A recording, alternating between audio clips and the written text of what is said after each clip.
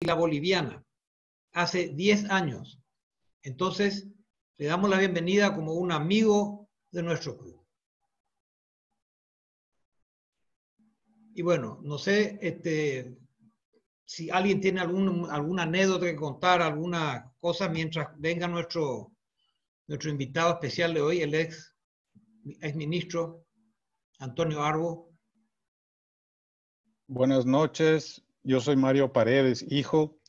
Quiero agradecer en primer lugar al señor Luis Oscar por la invitación que me ha brindado para asistir a este conversatorio y agradecido con todos ustedes por la oportunidad. No soy rotario, pero mi padre sí es y fue gobernador. Me siento muy honrado de estar aquí esta noche con ustedes. Muchas gracias. Gracias. Bienvenido, querido Mario, y gracias por aceptar la invitación. A ti, mi querido Luis, por la invitación también. Gracias.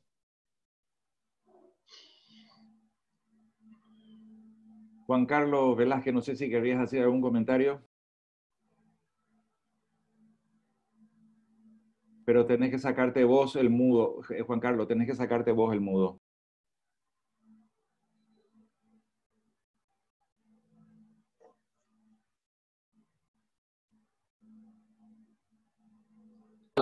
Es la alegría que siento, que sentí en estos días cuando hemos comprobado con mucha satisfacción la demostración de esa vocación de servicio que están demostrando nuestros nuevos compañeros rotarios.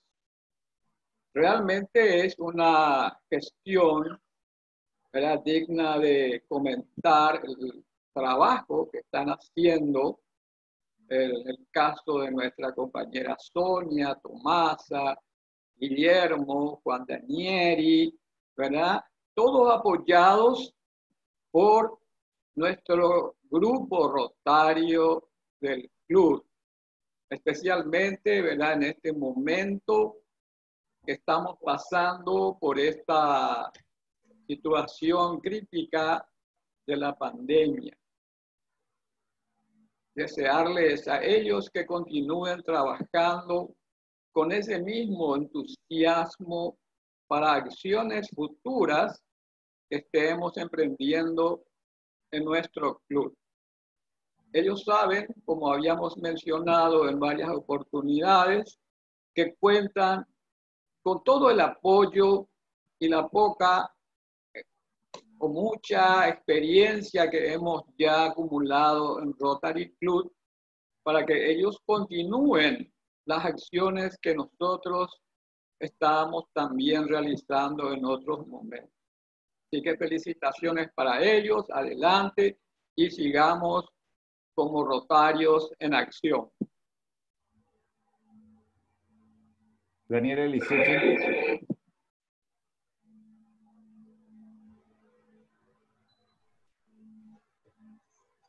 Estás mudo, Daniel, tenés que sacar vos el mudo. ¿Qué tiene que apretar el...? Gracias, Luis Oscar. Antes de comenzar la charla de Antonio, que ya veo que está por ahí, quiero, recorriendo así la lista de los presentes, veo que hay dos grandes ex-rotarios, grandes amigos, casualmente ex-rotarios. José Luis Salomón y Derlis Esteche. Bienvenidos ambos. Y no sé si hay otros más que no se alcancé a ver. Pero Derlis y José Luis, bienvenidos.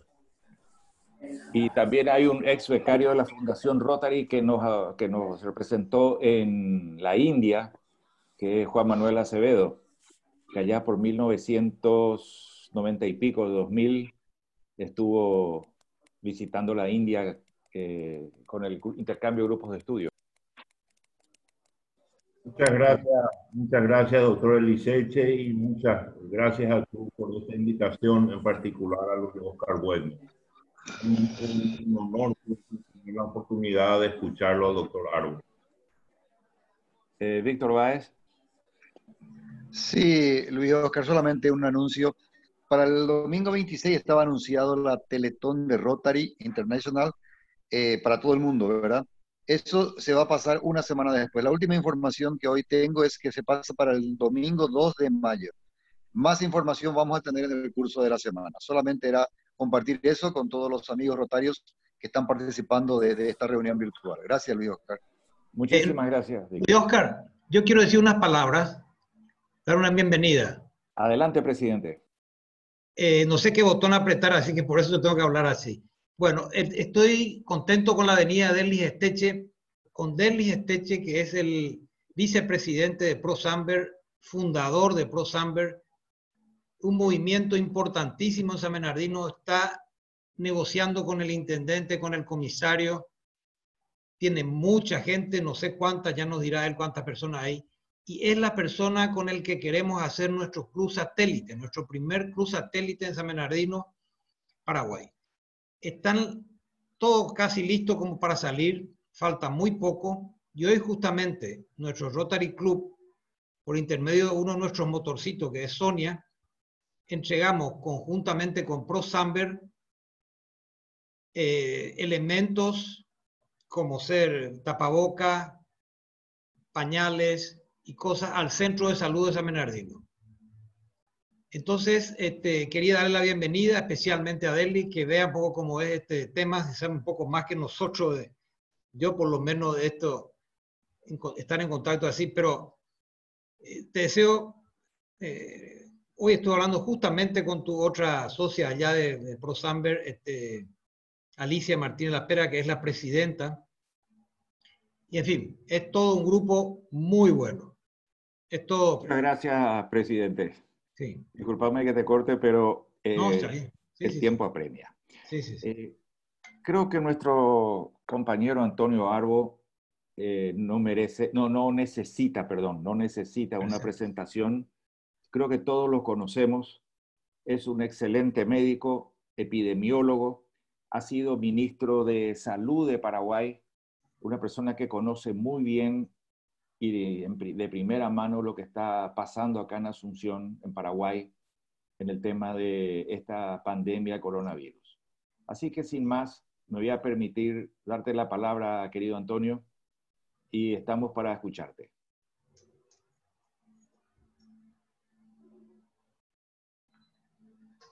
Antonio, tenés que sacarte el mudo. Sí, buenas noches a todos.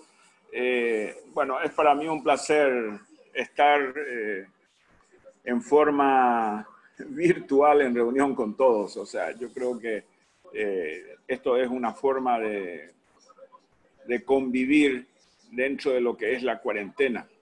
Entonces, lo que voy a hacer es presentarles brevemente, algo que no va a durar más de 20 minutos, un pantallazo de lo que es la infección por coronavirus, de cómo estamos en el mundo, cómo estamos en el Paraguay en esos aspectos.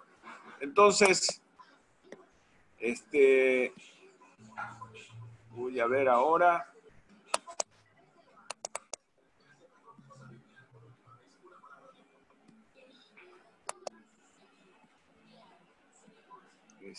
Un segundito.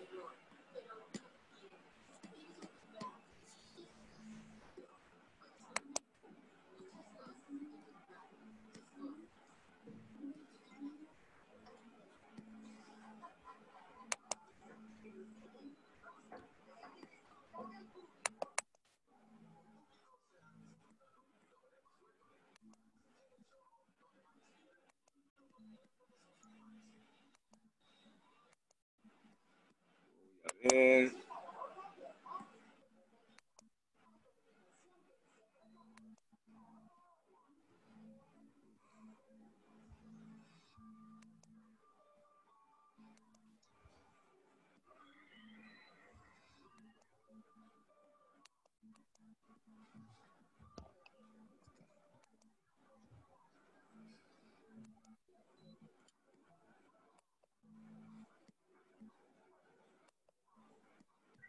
¿Cómo es?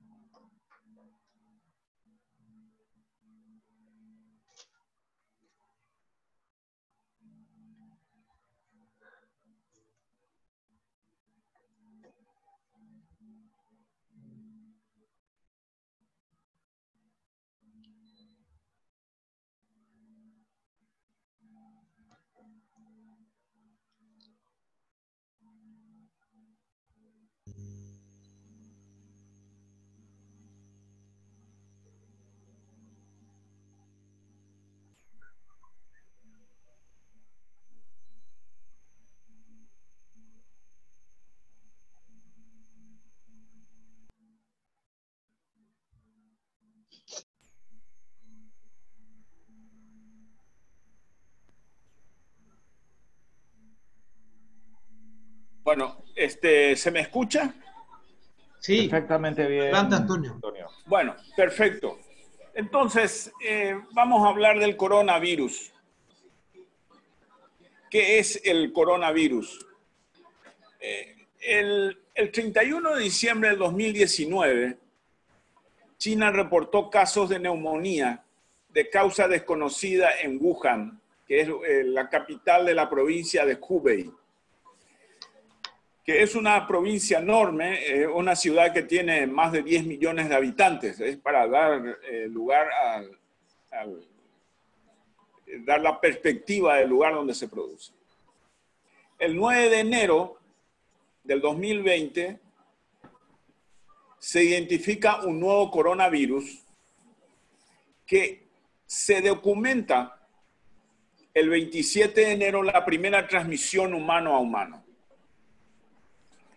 El 11 de febrero del 2020, la Organización Mundial de la Salud declara que es un evento de emergencia a nivel mundial.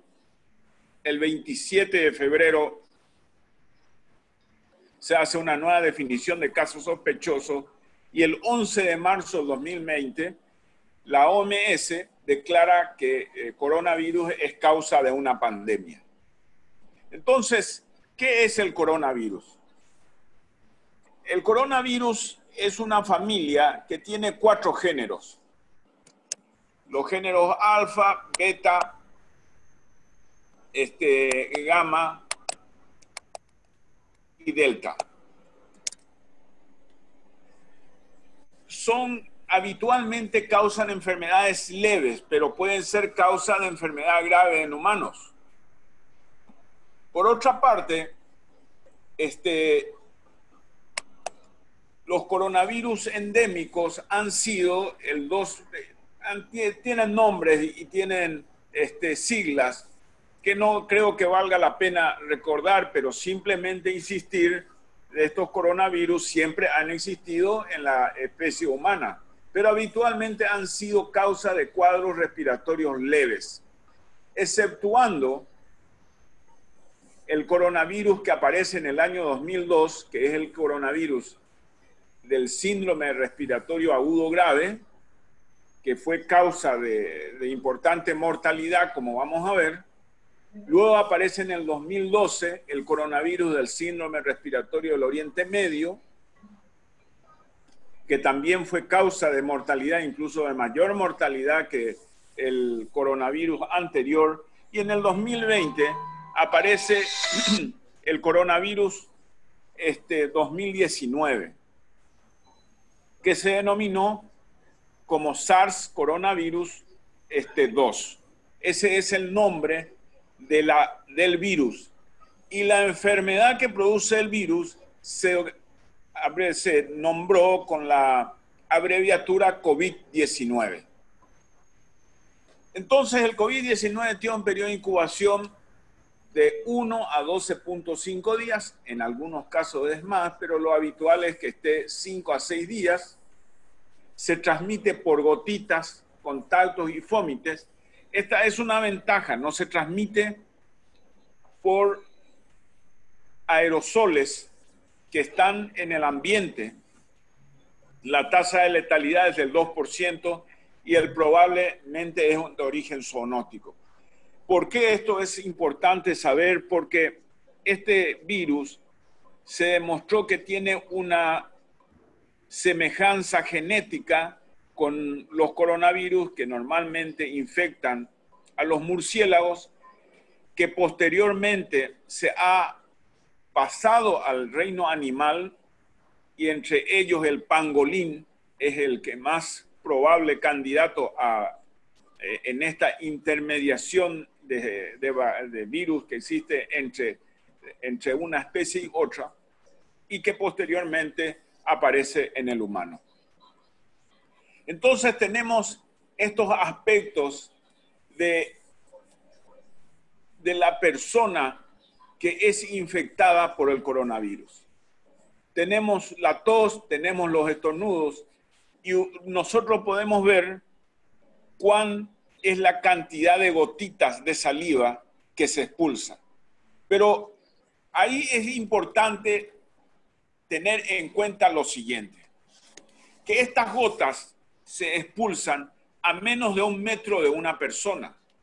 Entonces, de ahí que surge la precaución de este conocimiento de ubicarse a 2 metros de las personas que pueden portar el virus. Por otra parte, este virus afecta a todo el organismo, pero principalmente afecta al pulmón. Entra por las vías respiratorias y en algunos pacientes afecta al pulmón. Pero al ingresar por las vías respiratorias, puede alojarse en las células epiteliales del epitelio nasal, porque tiene receptores. Estas células tienen receptores similar a los receptores que se encuentran a nivel del pulmón, que pueden hacer que el virus permanezca, y puede ser causa del síndrome de anosmia, es decir, de no identificar olores. Y por otra parte, el virus tiene la capacidad de subir por las vías nerviosas y puede comprometer la olfacción. Entonces,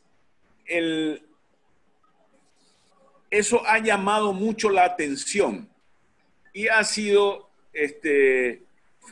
causa de que haya aparecido esta enfermedad en los periódicos como causa de anosmia y de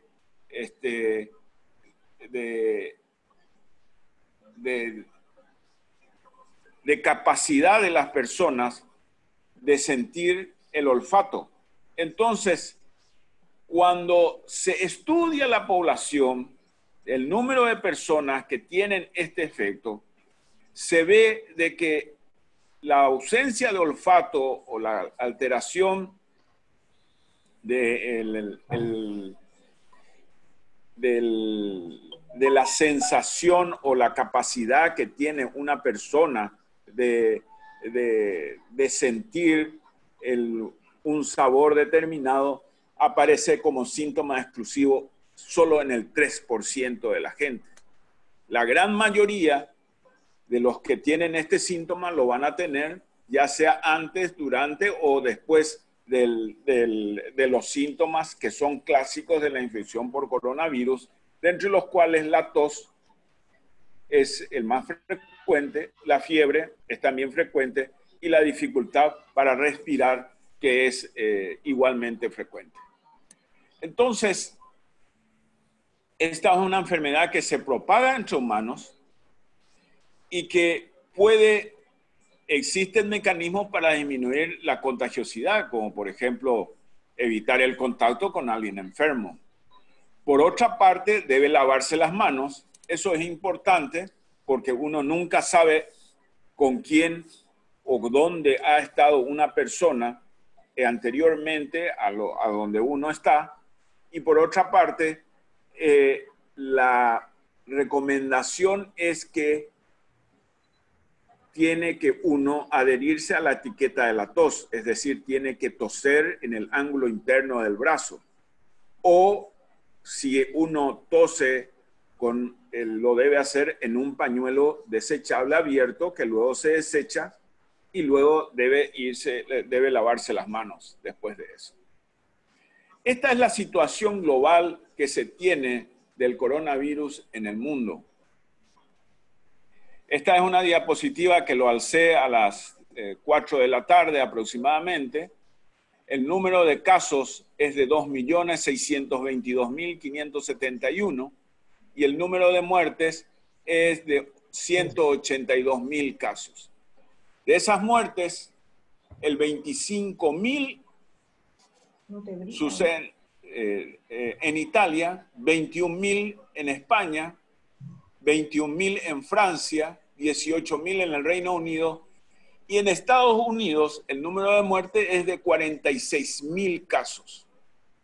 De esos 46.000 casos, 15.000 ocurren en Nueva York, que tiene 8 millones de habitantes. Entonces, uno se imagina la cantidad de decesos que ocurre en esa ciudad. Y esta es una curva para demostrar cómo en el curso de los días fue aumentando el número de casos de coronavirus. Fíjense ustedes, esto es en el mes de febrero.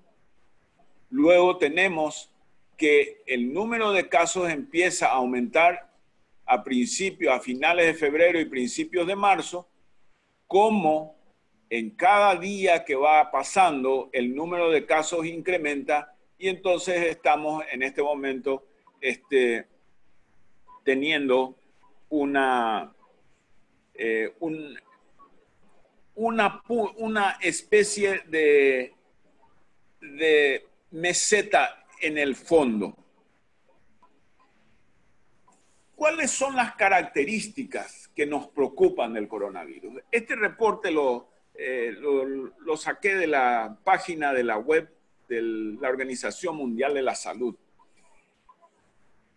Y es para comparar el efecto que tiene la influenza estacional y el COVID. La influenza estacional, sin ninguna duda, el número de casos que se reportó en el año 2019-2020 fue de 3 a 5 millones de casos severos y produjo 290.000 a 650.000 muertes. Pero el índice de fatalidad fue del 0,1%. El COVID, cuando se hizo este estudio, había producido 75.000 casos, el número de muertes fue de 2009, y eso habla de un índice de fatalidad que son 20 veces más que la influenza.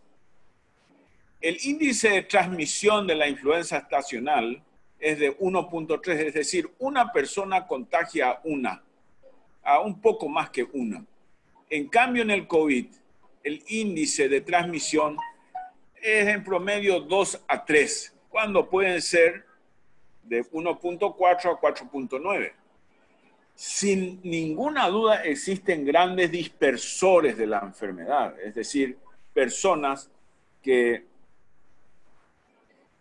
involuntariamente contagian a gran cantidad de personas. Eso ha ocurrido en iglesias en Corea, donde una persona contagió a 80 personas. Entonces, pero los grandes dispersadores son la excepción más que la regla. Quisiera mostrarles la letalidad de los casos en la China. Fíjense ustedes el número de muertes. En los niños menores de 9 años nadie fallece. En los de 10 a 9 años, excepcional 0.1. De 20 a 29 años ya aparece. Es poco frecuente, 0.7%. De 30 a 39 años, 1.8%. De 40 a 49 años, 3.7%. Pero arriba de los 50 y principalmente arriba de los 60, ya van apareciendo las muertes. Entonces, eso es importante a tener en cuenta, donde uno analiza cuál es la mortalidad que se puede tener con respecto a este virus. Pero lo importante es saber de que el 40% de los que fallecieron tenían hipertensión, el 20% diabetes, el 20% enfermedad cardiovascular, el 8% enfermedad respiratoria, el 1.5% cáncer y ninguno el 32.8%. Los niños representan una pequeña proporción de los casos. En general, eso es algo saludable en el fondo, porque representan en todas las series menos del 2% de los casos. Y en los niños, en general, son asintomáticos el 5% de los casos. Son leves el 50% de los casos, moderados el 30% de los casos, graves el 5% de los casos y críticos menos del 1% de los casos. Entonces, los niños, aun cuando pueden haber cuadros graves, en general tienen un buen pronóstico. En general, el número de casos asintomáticos es algo que se refiere en la literatura.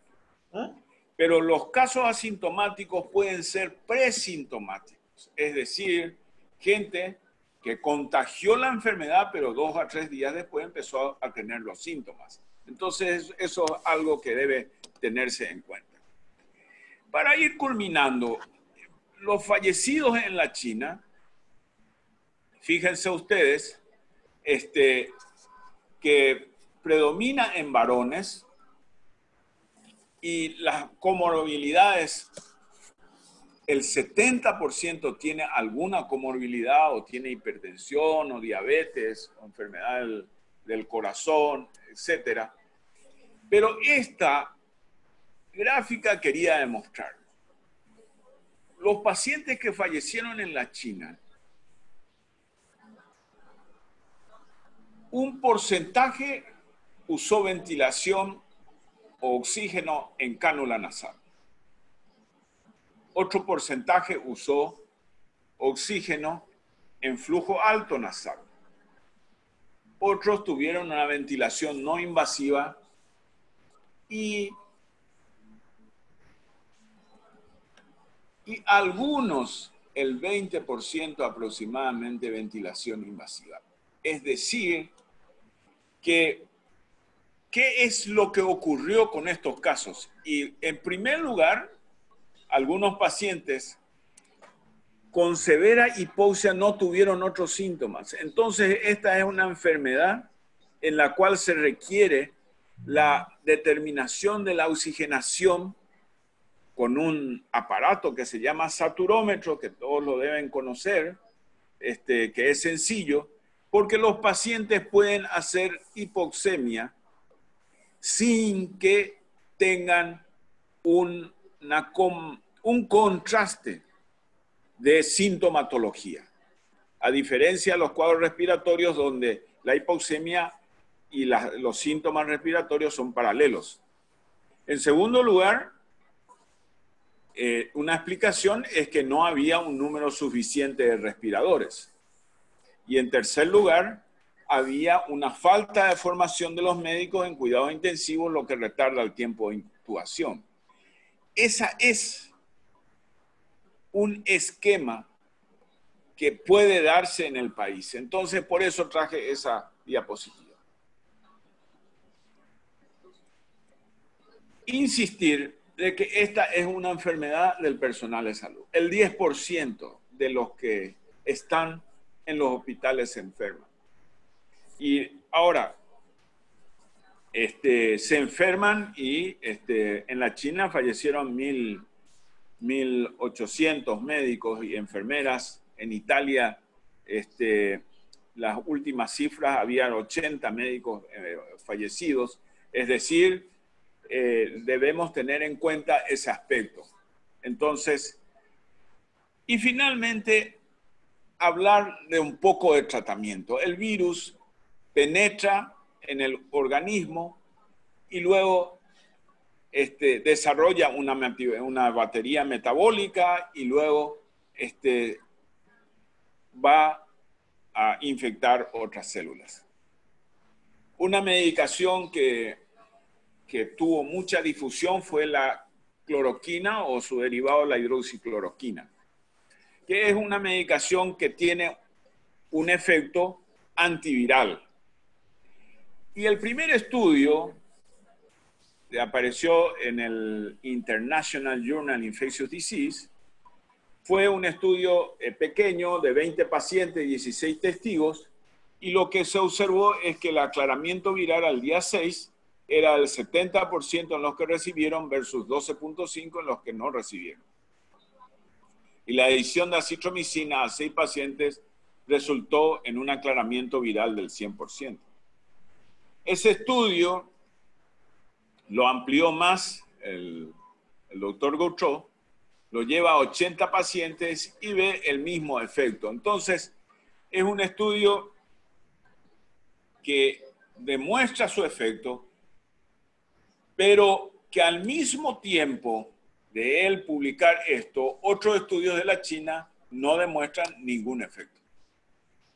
La otra medicación es con el lopinavir-ritonavir. El lopinavir-ritonavir es una medicación antiviral que se usa para el tratamiento de pacientes que tienen infección por el virus de inmunodeficiencia humana. Este estudio que se hizo en Estados Unidos, fíjense ustedes, los pacientes que recibieron lopinavir-ritonavir y los controles evolucionaron de la misma forma. El argumento puede ser de que los pacientes recibieron ya estando muy enfermos, entonces se esperan otros estudios donde el lopinavir-ritonavir se utilice más precozmente. Y la medicación que más efectos tiene en Estados Unidos es el remdesivir. El remdesivir, ¿por qué? Porque hechos en estudios demostraron que un 56% de los pacientes mejoran. Entonces, eso es importante cuando estamos hablando de una enfermedad en la cual no podemos intervenir. Entonces, hay estudios que se están haciendo, pero esta es una medicación que solamente se usa en forma de compasión, no está aprobado por la Organización de Drogas estadounidenses y entonces existe limitaciones a conseguirlo. Existen otras medicaciones como el interferón alfa, los corticoides. El tocilizumab es una medicación que los europeos y en los países que tienen medios lo están utilizando por una medicación que se administra una sola vez. En ocasiones puede requerir repetición y entonces inhibe a lo que se produce por efecto del virus, que es una liberación masiva de productos de las células que se denominan citocinas, que actúan en conjunto para dañar al organismo. Entonces, este anticuerpo es un antagonista de uno de ellos y aparentemente tiene un efecto. Lo otro que se está llamando la atención, es el papel de los anticoagulantes. Porque a medida que se va conociendo esta enfermedad, se sabe de que tiene una acción sobre las cascadas de citocinas, así se lo llama, y tiene un efecto procoagulante. Y lo que se ha demostrado es en autopsia que lo que predomina son los fenómenos de coagulación a nivel del pulmón, pero que también pueden producirse en otras áreas. Entonces existen estudios donde se ha evaluado el efecto de la heparina de bajo peso molecular y esos estudios han demostrado su utilidad. De todas maneras, los pacientes moderados reciben heparina de bajo peso molecular, que los pacientes severos también. Entonces, esta es la curva de la infección por coronavirus. Tenemos, en primer lugar, una curva sin intervención. Esto es lo que sucede en una comunidad que no hace aislamiento, que no cumple cuarentenas, etc. Y cuando las medidas del sistema de salud implican la cuarentena, el aislarse, el lavarse las manos, el toser en el ángulo interno del brazo, el no salir si hay síntomas respiratorios, el fenómeno del pico se enlentece y eso hace que el sistema de salud pueda acoger a estos enfermos con mucho mayor comodidad que si hubiera sido una situación de esta. Entonces, nosotros estamos en esta fase donde el número de enfermos está debajo de la cifra de 2 decimales, estamos en un decimal. Y si eso sigue, es conveniente hacer una flexibilización de la cuarentena. Eso no significa de ninguna manera que las escuelas se reabran, pero iniciarse las obras civiles, iniciarse la gente que trabaja puede hacerlo con todos los cuidados y eso puede no permitir eventos de acúmulo de personas, por ejemplo, los shopping, los cines, los restaurantes, etc. Entonces, eso puede permitir que allá vayamos avanzando. Aun cuando, si llegara a producirse un incremento en el número de casos de COVID, vuelta nuevamente hacia atrás a tener nuevamente la restricción de cuarentenas. Entonces, esa es una propuesta que lo hago en forma personal. Finalmente, las diferentes políticas de vigilancia y confirmación hacen muy difíciles las comparaciones. Aquí lo que estoy mostrando es lo que sucede en diferentes países de América Latina. ¿Cuántas determinaciones se hacen y cuántos casos se diagnostican? En el caso de Panamá, se hace 100 determinaciones por 100.000 habitantes. En el caso de Ecuador, 55 determinaciones. En el caso de Chile, 53, Perú, 48. Bueno, entonces, el índice de caso-fatalidad guarda relación con el número de determinaciones. Si nosotros nos fijamos en la mortalidad de Panamá, de 2.8%, el número de test que ellos lo realizaron fue de 4.000 por millón de habitantes. En Chile se realiza 5.000 por millón de habitantes. En Colombia, 900 por millón. En México, 390. Y Paraguay, estamos en esta última semana alrededor de 300, 350 por 7 millones de habitantes. Es decir, somos el país que tiene menos controles. Pero aún así, el número que se detecta es un número que refleja lo que ocurre en la comunidad, porque si hubiera habido mayor número de enfermos, habría una utilización inmensa de las terapias intensivas y eso lógicamente eso es algo muy percibido. O sea, de todas maneras, países, no podemos acercarnos a países como Alemania, que realizan 20.000 test por millón, o Australia de 15.000 o Corea 10.800. Entonces, simplemente tener en cuenta las gráficas que existen de lavarse las manos, de cubrirse la tos, de evitar tocarse la nariz, de lavarse las manos, de evitar pasarse las manos y la distancia de 2 metros de entre persona y persona, lo cual puede ser muy importante en cualquier ambiente donde uno asista. Es decir, si uno tiene una urgencia médica, si uno tiene una urgencia bancaria, si uno tiene cualquier otra actividad que incluya estar entre personas, la distancia debe ser de 2 metros. Muchas gracias por la atención y estoy dispuesto a preguntas.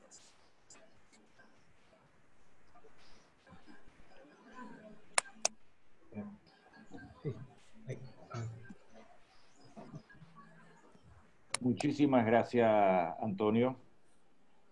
Estoy queriendo... Ahí está. Bueno, realmente excelente tu presentación, querido Antonio.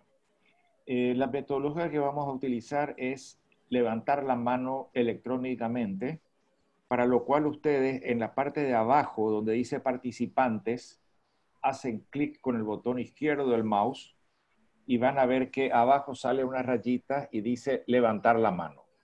Así que las personas que quieran hacer uso de la palabra, con mucho gusto se les va a dar. Otra cosa, preguntas concretas, por favor. No hagan un preámbulo muy largo, más o menos que no dure más de 1 minuto la pregunta. Primera persona, Daniel Eliseche, por favor.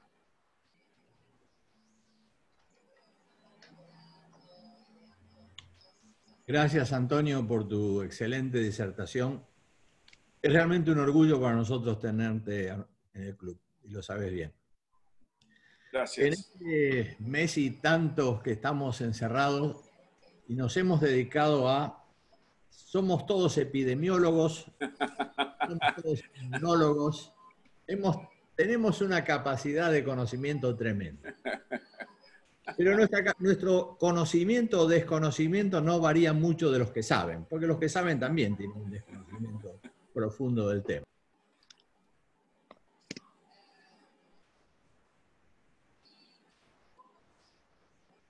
Se te cerró.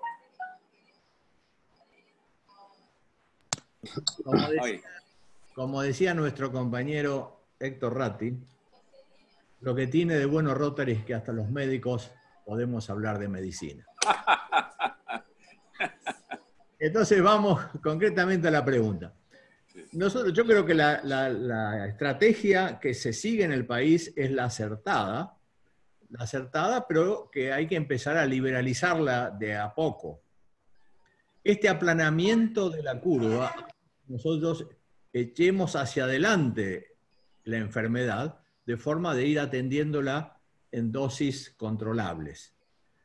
¿Hasta cuándo calculas vos que vamos a tener el problema en el país de contagio? Y sobre todo, ¿hasta cuándo tus compañeros que estamos, de acuerdo a la gráfica, en la edad crítica, hasta cuándo vamos a tener que seguir reuniéndonos de esta forma y evitar una reunión multitudinaria? Esa es la pregunta. Sí. Es muy difícil hacer futurología con respecto a un virus que tiene su primera participación en países tropicales, donde tenemos todo el invierno por venir. A diferencia de los países que están en el hemisferio norte, donde están terminando el invierno y está empezando el verano. Entonces, esa es la preocupación que yo tengo, que es una preocupación que quisiera compartirlo con ustedes, porque el hecho que ahora tengamos pocos casos no significa de ninguna manera que en un mes no tengamos muchos casos, pero eso implica de que debe extremarse la vigilancia epidemiológica y cuando se ve que el número de casos aumenta, ahí encerrarnos todos. Pero esperar a que eso ocurra, eso puede tardar 3, 4 meses. Entonces, es importante que ahora que el número de casos esté debajo de 2 decimales, que esté 5, 6, 3, 4, 5, entonces se pueda flexibilizar la contención y ir observando qué sucede. Entonces, si sucede un incremento en el caso, volver todos hacia atrás. Eso hasta que aparezca una vacuna. Gracias, Antonio. Sí.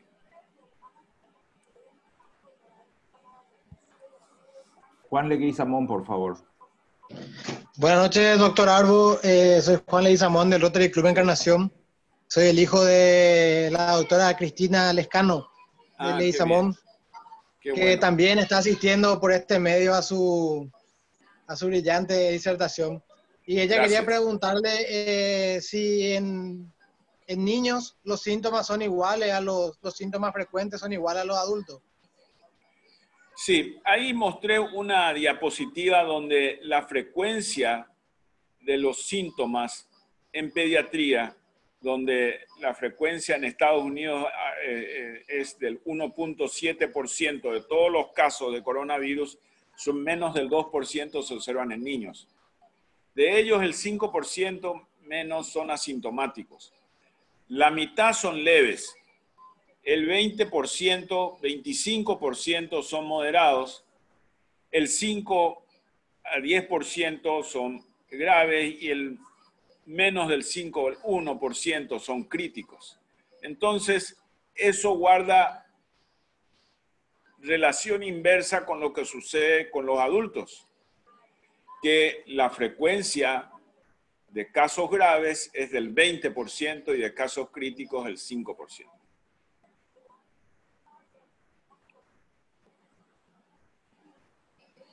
Guillermo Kraus, por favor. Ya, ¿qué tal, Tony? Compañero de colegio, me he egresado del grupo, así que una satisfacción escuchar una disertación como esta. Mi consulta viene con este que se está hablando, ¿verdad? Y se va a tener que hacer en algún momento la flexibilización. ¿Cuál sería el parámetro para medir cuándo parar la flexibilización? En el sentido que, por otro lado, se escucha que el 60% de la población debería estar inmune para que el virus se propague más lentamente, y la única manera de estar inmune hoy es contagiarse de alguien que está enfermo. Entonces, por un lado, tenemos que buscar a alguien que está enfermo para contagiarnos, pero por otro lado, tiene que ser lento ese tema. ¿Y cuál sería el parámetro cuando alguien tiene que decir, stop, volvamos otra vez a encerrarnos todos? Bueno, yo creo que para eso es importante hacer un seguimiento muy estrecho de los casos. Si los casos se van manteniendo menos de 10, estamos bien. Si los casos empiezan a aumentar a más de 10, 15, 20, 25, 30, hay que retroceder. Entonces, la cifra de menos de 2 decimales es muy importante, y las cifras más allá de 2 decimales, en la medida en que va aumentando, obligan a ir hacia atrás. Juan María Martínez, ahora, por favor. Esta situación vuelve a cambiar todo de lo que es, de la manera en que nos conducíamos antes. Vamos a tener que adoptar un modo coronavirus de acción. Es decir, ya no saludos, ya no reuniones amplias, todos estar a 2 metros, lavarse la mano, toser en el ángulo interno, si hay un síntoma respiratorio, quedarse en la casa. Es decir, eso ya hasta que no aparezca una vacuna es algo que debe mantenerse. Y un evento masivo, eso no puede ser, no está en los planes, por lo menos para mi manera de pensar y de ver las cosas.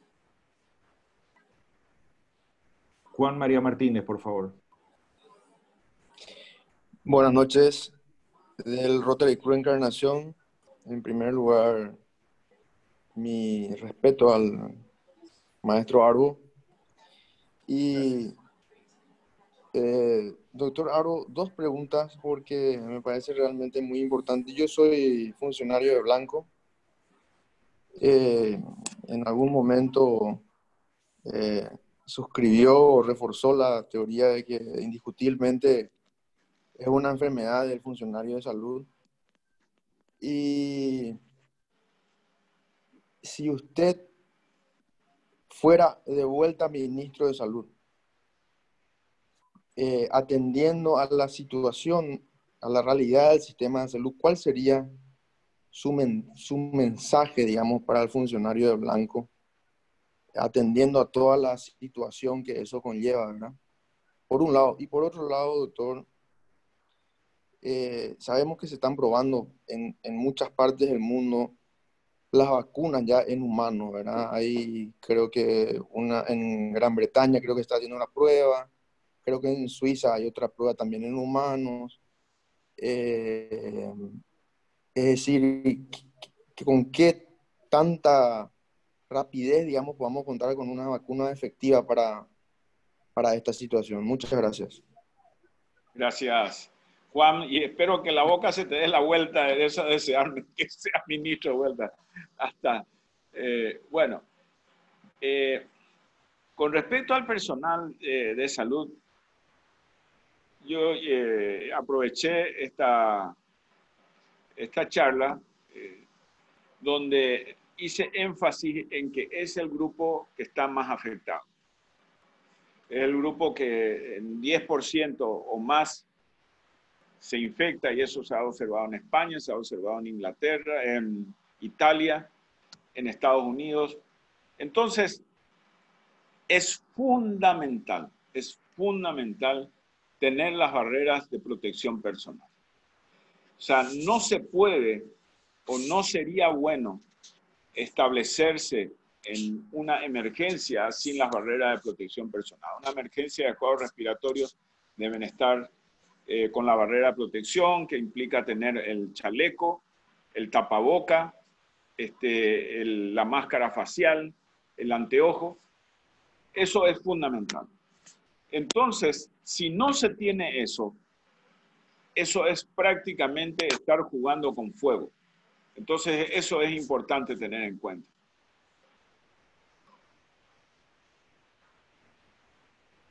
Manuel Sosa, por favor.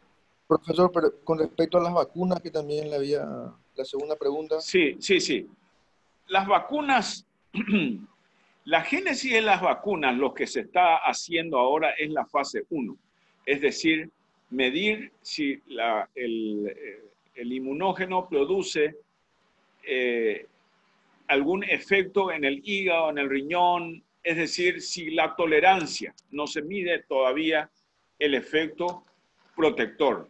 Luego viene una fase 2 donde se mide el efecto, se busca la dosis y el efecto protector es secundario a la medición de la dosis.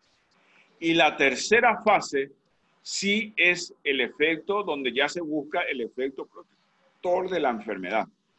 Y la cuarta fase, si es que se pasa, es el efecto, digamos, donde la vacuna se libera. Entonces, ¿cómo percibo las cosas? Yo creo que estas vacunas estarán disponibles en el segundo semestre del año 2021. No nos hagamos muchas ilusiones, pero no podemos descartar tampoco de que en el último semestre de este año pudiera haber una vacuna. Manuel Sosa, por favor.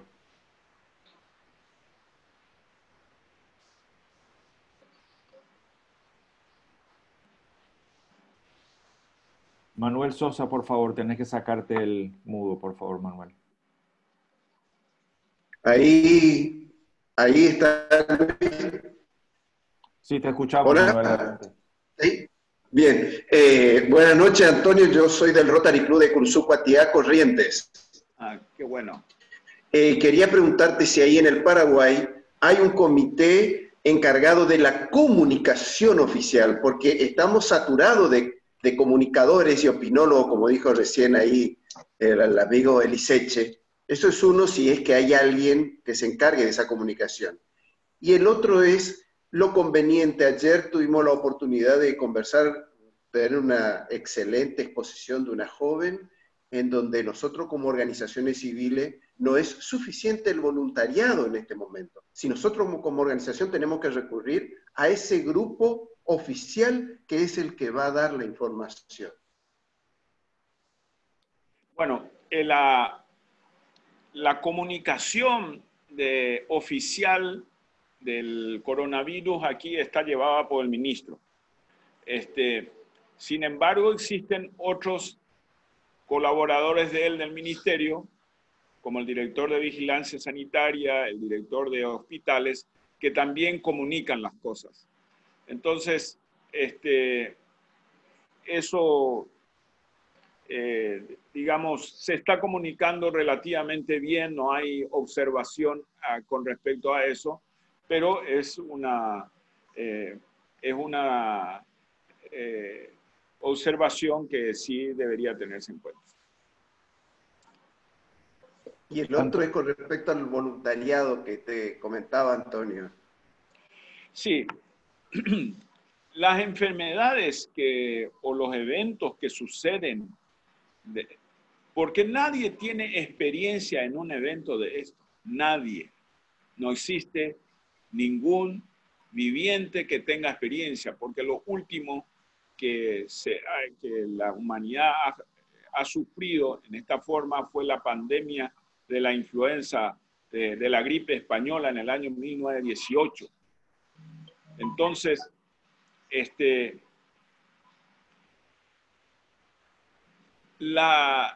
al no haber una experiencia de esas, todas estamos experimentando una epidemia, una pandemia de esta envergadura. Los requerimientos de su atención en muchas ocasiones sobrepasan las capacidades de un país y sobrepasan las capacidades de todas las organizaciones que están dedicadas al sostenimiento del quehacer social. Entonces, es fundamental que las organizaciones como el Rotary apoyen a organizaciones gubernamentales en este efecto, pero no pueden ser los únicos de ninguna manera a que lleven las cosas. O sea que el camino sería la actividad gubernamental y los demás colaborar. Gracias, Antonio. Sí. Hay una consulta, Antonio, si el aislamiento selectivo es recomendable. Está hecha por Hernán Melgarejo. El aislamiento selectivo, eso implica, quisiera entender si se trata del aislamiento de las personas de más de 60 años que están sanas y que, digamos, para protegerlos de un eventual contagio. Hernán, si querés cargar tu pregunta, por favor. Buenas noches, compañero. Buenas noches, doctor. Sí, efectivamente, sí es que se utilizan los estratos los rangos de edad para poder hacer un aislamiento preventivo selectivo de manera a reactivar en forma más rápida la economía. Sí, indudablemente el aislamiento de las personas de más de 60 años es fundamental.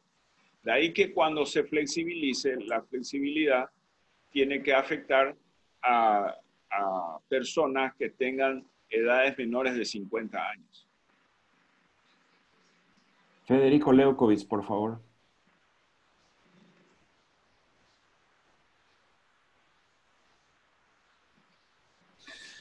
Muy buenas noches a todos.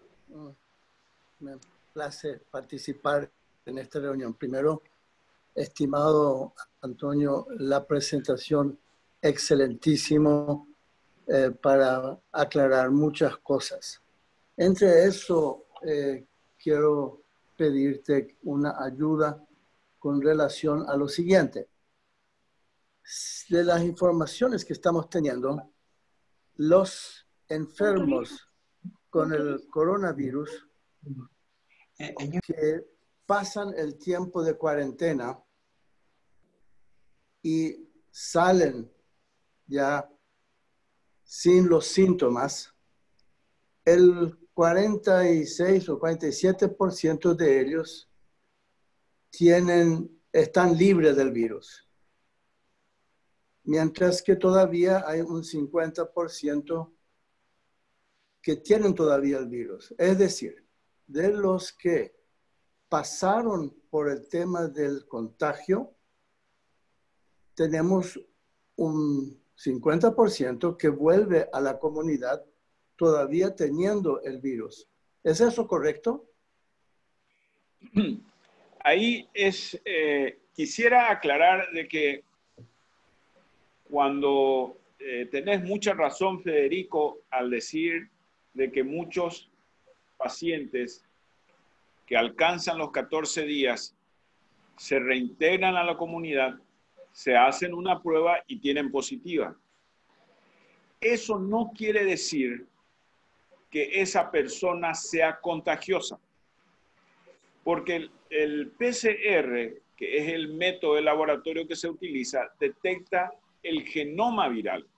Entonces, para que el virus sea contagioso, debe pasar por una fase en la cual el número de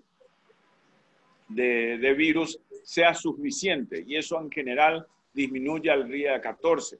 Entonces, es muy poco probable que una persona que esté en el día 16, 17, aun cuando tuviera positivo, contagie. Porque se ha observado que pacientes que están hospitalizados, que están en ventilador en el día 20, 25, tienen todavía positivo, pero en general ya no son más contagiosos. Muchas gracias. Eso fue importante aclarar porque me asustaba eso en el sentido de que si ellos vuelven a la comunidad y se integran, obviamente al tener todavía el virus, lo llevan de vuelta a la comunidad. Claro, pero con claro. esta aclaración que me estás dando, uno ya queda mucho más tranquilo, ¿no? Así es, así es. Gracias. Fabricio, por favor.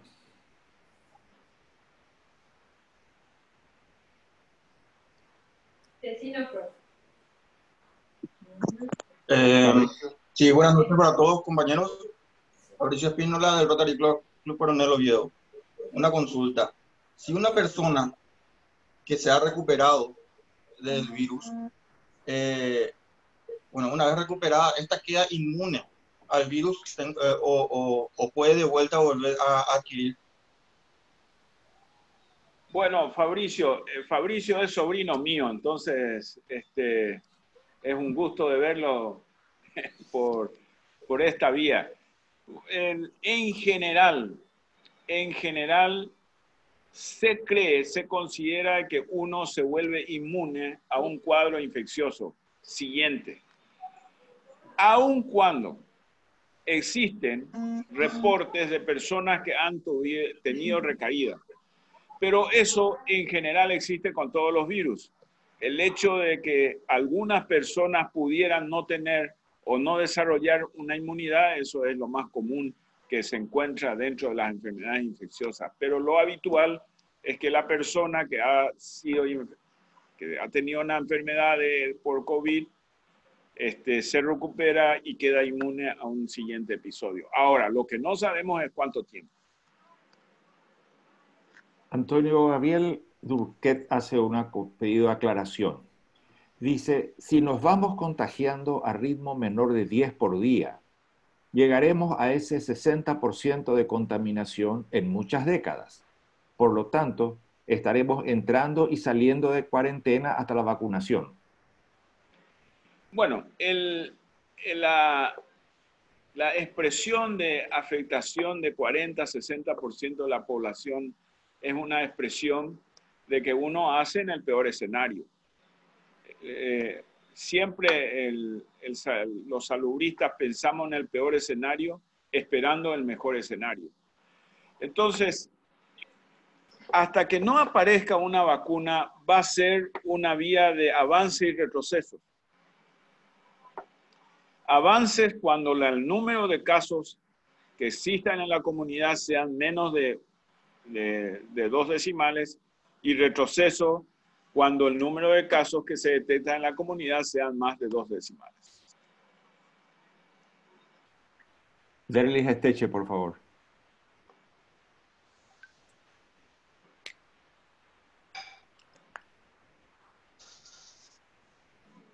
Derlis. Derlis.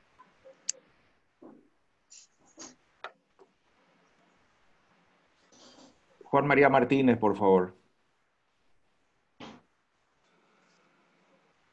Sí, profe. No. Sí.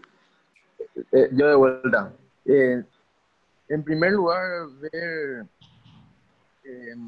qué le parece o qué estudios hay. Yo sé que hay una línea de resultados con respecto a la utilización de los anticoagulantes, ¿verdad? En Italia y en el Brasil también. Entonces, creo que no vi, por lo menos, esté enterado, digamos, alguna medida recomendada, digamos, del Ministerio de Salud, sí desde la Sociedad Paraguaya de Hematología con respecto a la utilización de los anticoagulantes, ¿verdad? Y por otro lado, el tema del testeo, profesor, la masificación del testeo, que es algo recomendado, inclusive por el doctor Tedros de la OMS, y me parece que fue una de los pilares de la estrategia también de algunos países que manejaron relativamente bien la situación, ¿verdad? Sí, me voy a referir a la segunda parte de la pregunta primero, que es la cuestión del testeo masivo.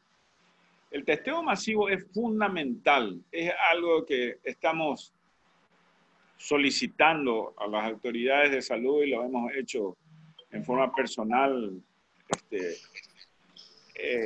porque no existe otra forma en la cual uno puede tener una idea de un virus en una comunidad que haciendo un testeo masivo. Antes del aparecer de una vacuna es fundamental tener eso. Entonces, en 50 días que se encuentra esta epidemia en el Paraguay, todavía no llegamos a una cifra óptima. Entonces, eso es un retroceso. Entonces, necesitamos insistir en que el número de pruebas realizadas sea cercana a 1000. Entonces, y de que nosotros podamos llegar a 5000 o a 10.000 por millón de habitantes, estamos lejísimos de eso, lejísimos de eso. Con respecto al uso de anticoagulantes, eso es algo de que sí debe usarse en los casos moderados a severos, y forma parte del tratamiento, sí. Derlis Esteche, por favor. Buenas noches, doctor. Buenas noches a todos. Más que una pregunta, un deseo, felicitar a Rotary y que esto continúe. Y ojalá que el sistema de salud en Paraguay se fortalezca después de esto. Usted fue ministro y sabe lo bien que vendría para Rotary con las conexiones internacionales. Pensar en el 2022, por decir una fecha, un encuentro de ex ministros de salud, científicos, y fortalecer la salud en Paraguay. Es un deseo que estoy sintiendo en este momento. Estamos más educados en todo. En la salida a las calles hoy, con esta cuarentena, con esa diferencia de 1 metro de distancia, creo que estamos más humanos. Nos hemos integrado más a una vida familiar y muchas cosas pueden fortalecerse. Entonces mi deseo finalmente, doctor, es que pensemos en algún congreso, en alguna convención, luego de esta gran experiencia en Paraguay, y ojalá que se fortalezca toda la estructura de salud y que desde el Congreso realmente la mirada sea diferente en relación al presupuesto. Rodrigo Maldonado, gracias. Rodrigo Maldonado, por favor. Gracias por la invitación, gracias por la oportunidad y también al doctorado por el esfuerzo. Mi consulta va al área de la prevención, sobre todo ya que nuestra población a nivel nacional y creo que hasta regional sufre de afecciones respiratorias como asma en todas las edades. ¿Qué más pueden hacer esas personas para prevenir? Y también, ¿por qué no hablar de las personas que tienen hipertensión, diabetes y cáncer incluso? ¿Qué más pueden hacer esas personas para resguardarse? Bueno, eso guarda relación con una campaña intensa que debe hacerse. Y qué bueno que estés tocando eso, porque no existe otra medida mejor que el aislamiento. Y dentro de esas medidas es fundamental disminuir la comorbilidad. Es decir, el tratamiento adecuado a los hipertensos, el tratamiento adecuado a los diabéticos, el tratamiento adecuado a los cardiópatas, y eso solamente se puede hacer con una buena educación, con educación y acceso a la salud. Pero es fundamental disponer de una buena educación.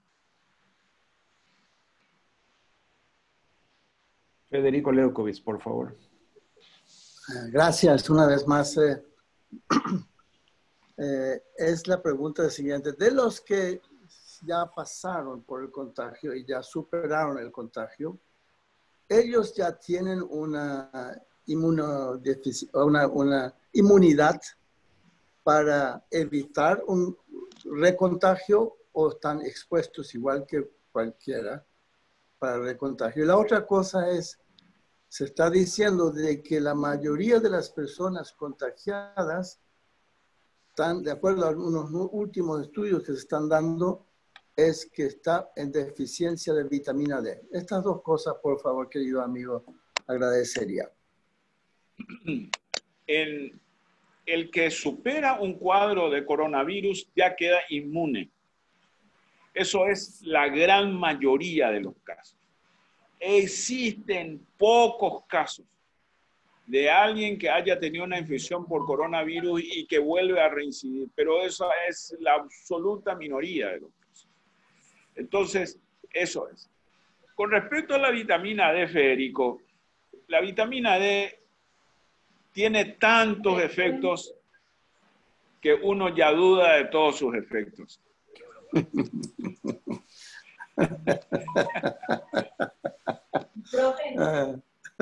Bueno, muchas gracias. Muy amable. Gracias. Excelente. Sí, Federico. Excelente tu exposición y fue muy, ayudó muchísimo en entender todo esto mejor.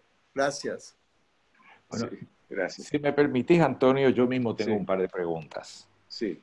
La primera es si la exposición al virus, si uno está muy expuesto al virus o si está ligeramente expuesto al virus, ¿hay alguna diferencia? ¿O da igual que tengas una pequeña exposición a una gran exposición? Digamos, si estás con una persona que está con síntomas o estás dentro de un grupo de gente que está enfermo, si hay alguna diferencia en el nivel de afección de la enfermedad. Y la segunda pregunta va con los test rápidos. Es cierto que los test rápidos no son definitivos porque te detectan la enfermedad una vez que ya la superaste. Bueno, con respecto a los niveles de exposición, sí se ha observado de que cuando uno se expone a una sola fuente del virus, puede ser el caso menos severo que si uno se expone a muchos portadores del virus. Y esto se ha observado en hospitales. En hospitales donde se forman cohortes, es decir, donde todos, hay salas donde solamente existen COVID. Entonces, aquellos que están ahí y están algunos 10, 15, 20 días, pueden experimentar cuadros más severos que aquellos de que solamente se infectaron de uno solo. Eso es cierto. Pero no es absoluto. Hay gente que de un solo contacto hace una enfermedad grave. Lo segundo es con respecto a los test rápidos. Los test rápidos, el 40% tienen una sensibilidad del 40-50%. Ese es el problema. Cuando se toma de las vías del aspirado superior, que es nasofaringio. Si se toma del SPUT, de la secreción respiratoria, aumenta a 60-80%. Entonces, el hecho de que uno tenga eso significa que uno está con una infección por coronavirus. Pero lo que no hace es predecir la gravedad. Es decir, uno puede tener síntomas, puede estar enfermo y tener la prueba negativa. Y luego, cuando se hace una segunda prueba, en ese momento sale positiva. Entonces, es de utilidad, pero no predice la gravedad. Gracias. Alberto Silva Santisteban. Buenas noches, doctor Abram. Buenas noches a todos. Yo soy de Lima, Perú. Mi pregunta va, en Perú tenemos mucho más que Paraguay, obviamente. Estamos en los 19.600 infectados, 534 fallecidos, 2.000 y pico de personas hospitalizadas y como 300 en UCI.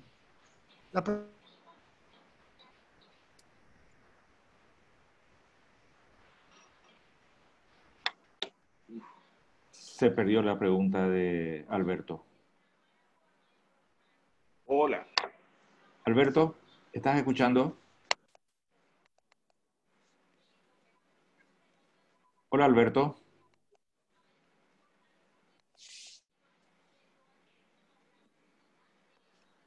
Si hay alguien más que quiera hacer una pregunta mientras tanto.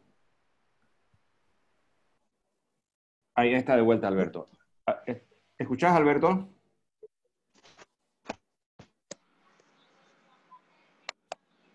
Alberto.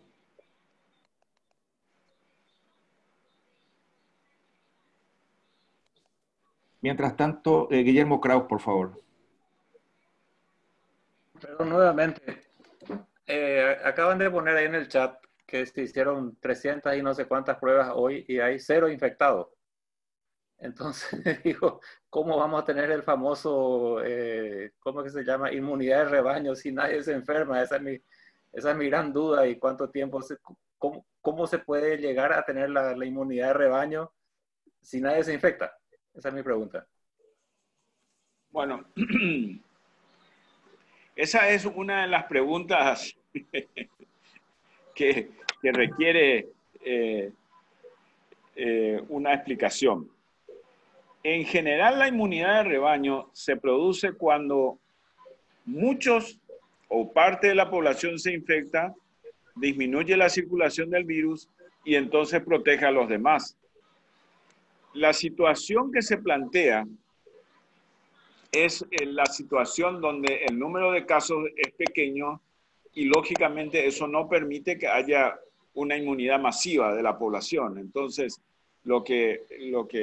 eso lo que significa es dar lugar a que debe flexibilizarse la cuarentena y una vez de que el número de casos aumente arriba de 2 dígitos, vuelta hacia atrás. Así, eso es la perspectiva que yo veo. Alberto Silva Santisteban, por favor.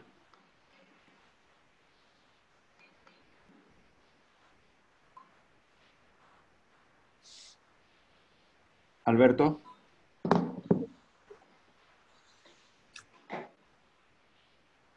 Alberto, te escuchamos. Mientras tanto, tengo una pregunta. ¿Sí, Alberto? ¿Me escuchan? Sí, te escuchamos. Adelante. Y entonces la pregunta es, ¿qué sucede con las personas que a futuro, qué sucede con las personas que superan la enfermedad? Se habla y se dice que estas personas definitivamente ya quedaron afectadas de los pulmones y según cómo la enfermedad lo ataque, va a sufrir de otros males mañana. ¿Es eso cierto? ¿Es correcto? ¿O una vez superado el problema, ya esta persona no va a tener dificultades mañana? Bueno, eso depende de cómo se ha comportado el coronavirus en esta persona. Los casos leves no tendrán ninguna consecuencia, los moderados tampoco. Los casos severos, los casos que entraron en el respirador, el fenómeno puede traducirse en fibrosis, pero eso ya es por efecto del tratamiento.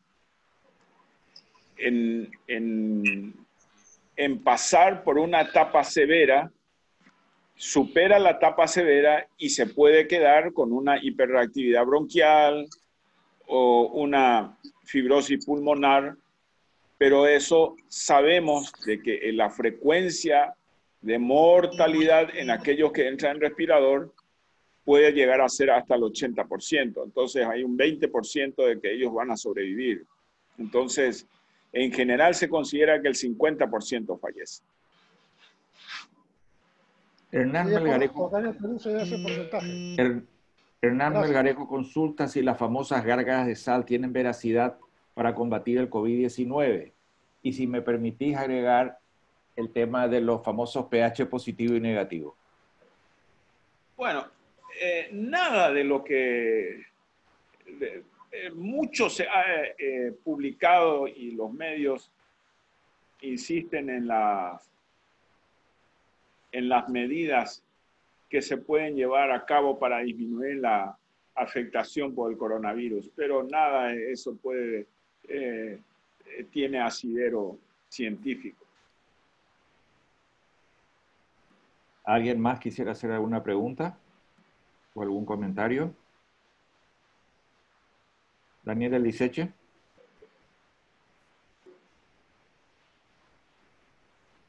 No, más que nada, felicitar a Antonio. Y mi pregunta era, ¿cuándo un club rotario de 30 personas puede volver a reunirse en una sala razonable? Parece que es razonable. ¿En cuánto tiempo podemos pensar la fiesta de cambio de autoridades del 30 de junio, cuando tiene que asumir Guillermito Crouch? ¿Esa fiesta la vamos a poder hacer o será una fiesta virtual? Bueno, eso depende de cómo vayamos.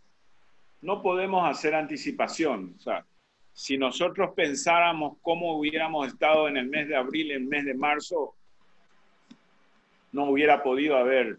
Entonces, pensamos de que solamente en el curso de los días se puede dar una expectativa de cómo. Ahora, hay que tener en cuenta de que en junio, julio son los meses más fríos y es esperable de que haya muchos cuadros respiratorios, aun cuando menos porque existe el distanciamiento social de las escuelas que están suprimidas, etcétera.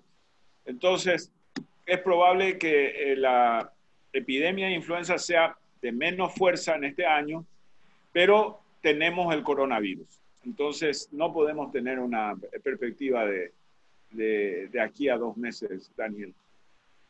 Gracias. Bueno, si no hay más preguntas ni consultas, yo creo que podríamos ir terminando la parte formal de la reunión.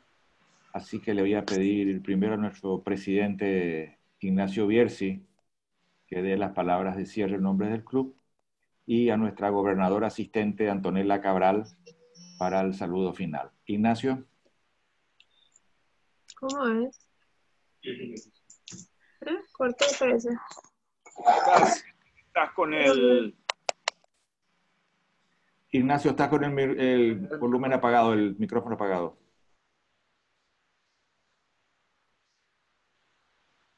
Ahora. Ahí está. Sí. Ahí. ¿Se escucha ahí? Sí, adelante, Ignacio. Bueno, perfecto. Antonio, magistral tu charla. Realmente, querido pariente, es un honor para nosotros tenerte esta noche y haberte escuchado tan bien, tan claro todo. Y sobre todo que en este club estamos la mayoría en el rango del peligro, ¿verdad? Entonces, tendremos que seguir cuidándonos.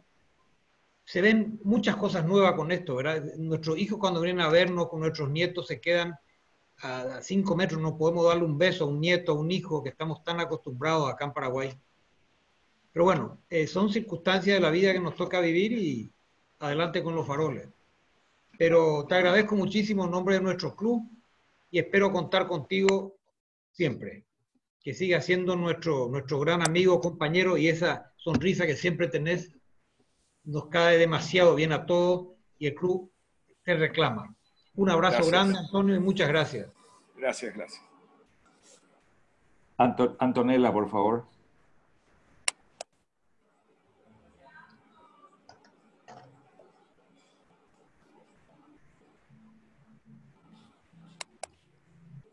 Antonella, ¿podés entrar? Tenés que sacarte el mudo, por favor.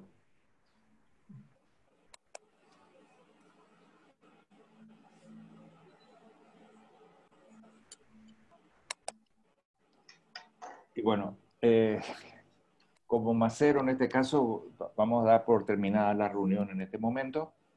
Quedamos en tribuna libre, así que podemos quedarnos a conversar libremente. Voy a levantar la restricción de los micrófonos, pero por favor ruego que todos ustedes mismos se pongan en silencio y abran para poder hablar. El próximo miércoles vamos a tener otra vez otra reunión y vamos a avisar oportunamente quién va a ser el orador. Me parece que Antonella, ¿podés entrar? Sí, ahora sí. ¿Cómo están todos? Buenas noches. Antonella, tenés la palabra como gobernadora asistente.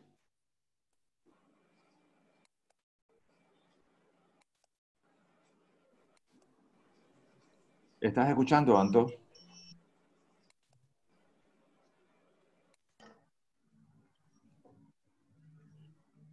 Bueno, si soluciona el problema, entonces vamos a darte... en este momento levanto la restricción de los micrófonos, pero pido cuidado para que no entren ruidos espurios. Déjame que...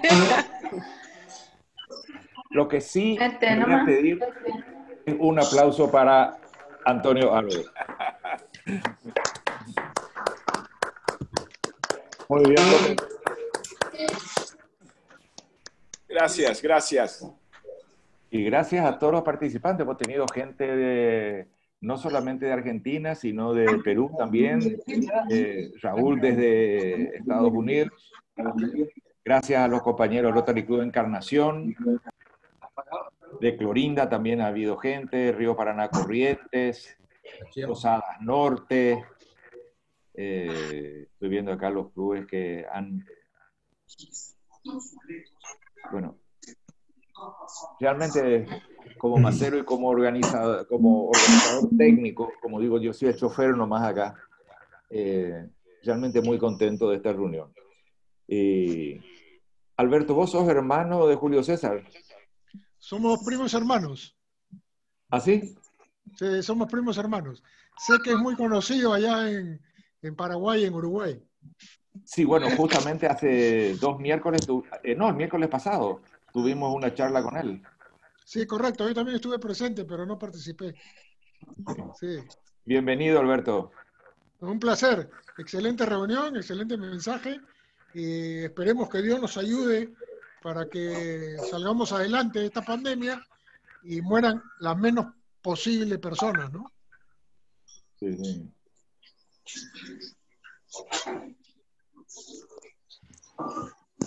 Luis Oscar, si me permitís, y la tecnología me ayuda a esta vuelta. Antonella. Bueno, muy buenas noches a todos. Realmente para mí es un privilegio poder escucharlo al doctor Arbo. La verdad que lo escuché triplemente interesada.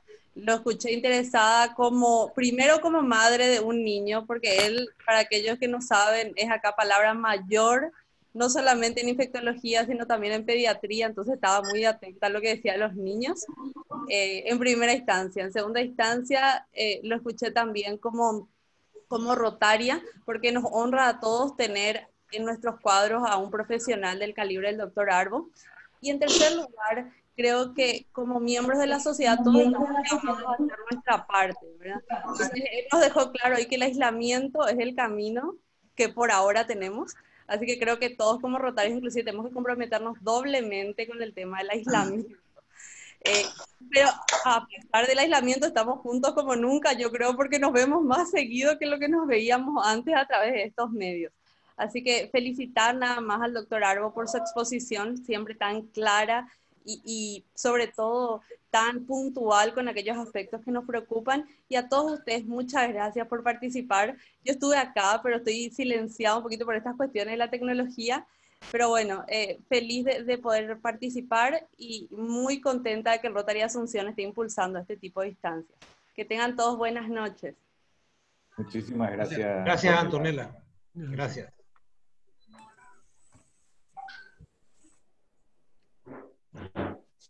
Bueno, damos por finiquitado, Luis Oscar.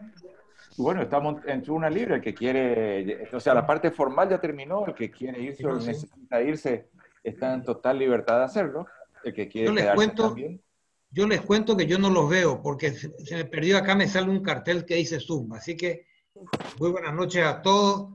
Y sigo acá, pero no leo. Así que ya me enseñará Luis Oscar de nuevo qué botón apretar para poder verlo. Buenas noches, queridos amigos. Gracias por estar con nosotros. A vos, Ignacio.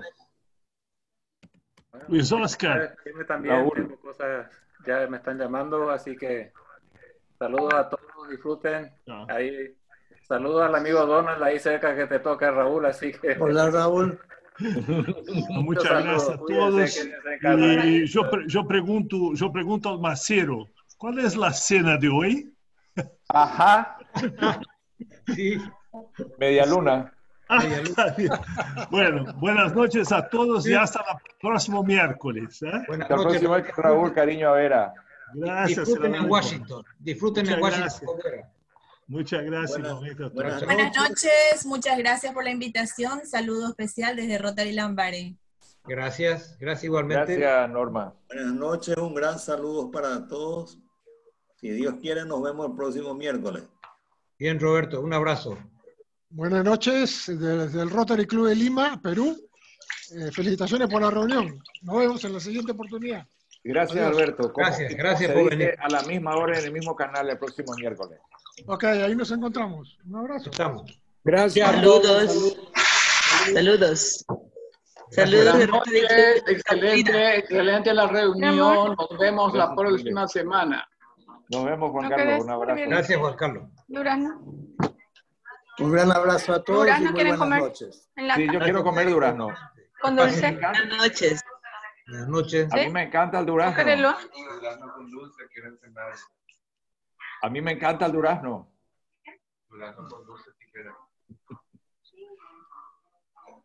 Buenas noches a todos. Buenas noches, buenas noches. Buenas noches, Marcelo. Gracias por estar. No, gracias a todos por la excelente exposición. Nos vemos la semana que viene. Saludos de todos los miembros de Asunción Palma y abrazo a los amigos, a todos que he visto esta noche que estaban participando. Hola, Marcelo. Gracias. Saludos a todos. Muy linda la reunión virtual. Felicidades. Sí, gracias, Pepe. Un abrazo. Bueno, felicitaciones, Luis, Oscar, y un saludo grande para todos. Ignacio, hay que fortalecerlo de San Bernardino. Sí. Y Guillermo, tomar la posta. Yo tiré algo sobre la mesa hoy. La idea de que este sea el inicio de un proceso que Rotary realmente puede capitalizar esta presencia paraguaya con la menor cantidad de fallecidos. Nos está dando un espacio como para hacer ese encuentro que yo hoy reclamé un poquito que pensáramos para el futuro. Así que, Guillermo, a vos te va a tocar la posta en eso. Lastimosamente, Guillermo se tuvo que ir, pero esto está grabado, así que vamos a hacerle escuchar esta parte de Derlis. Derlis, no te preocupes, ya prendió el bichito, ya estamos. Ya estamos. Hoy en equipo se entregó en San Bernardino, en el Centro de Salud de San Bernardino, entregamos Rotary Club Asunción y Pro Samber, que es el 90% de nuestro futuro club. No sé cuál sería el nombre que le vamos a poner, ¿verdad? Y San Bernardino. San Bernardino, claro, que va a ser nuestro club satélite. Ya es una realidad, ya va a ser, Derlis. Un abrazo grande y suerte para todos allá.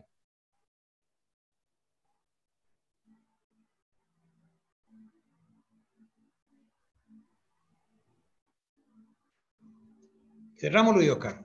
Y cerramos entonces, Ignacio. Cerramos ya. Ok, bueno. Un abrazo a todos. Chao, Luis Oscar, gracias por todo. Muchísimas gracias. Y entonces, para el Rotary Club Asunción nos vemos el próximo miércoles y ya nos encontraremos en alguna charla por ahí, en algún lado. Muchas gracias a todos. Gracias. Buenas noches. ¿Pero, Yamile? Sí. ¿Dijiste algo? Muy buenas noches. Un gusto del Rotary Club Caplina de Tacna, Perú. Ay, qué bueno. Hasta la próxima, sí. Pero bienvenida. Okay. Qué contento que me pone. Bienvenida. Sí. Yo estuve por el Perú, te cuento una anécdota. Estuvimos por el Perú con mi señora cuando mi hija salió reina de las flores y compitió en Lima. Un concurso de las flores, pero era en ese momento difícil de Perú, que andaban todos armados y qué sé yo. Pero me impactó, como país me impactó. Cusco, conocimos varias ciudades de ustedes. Ok, qué gusto. En la próxima. Sí, el otro miércoles. Listo, muchas gracias. Gracias a vos. Okay. Un abrazo. Hasta luego. Ustedes, gracias. Bueno, chao, hasta mañana, Luis Oscar. Chao, chao, hasta mañana. Mañana, Chao, chao, familia. saludos a todos.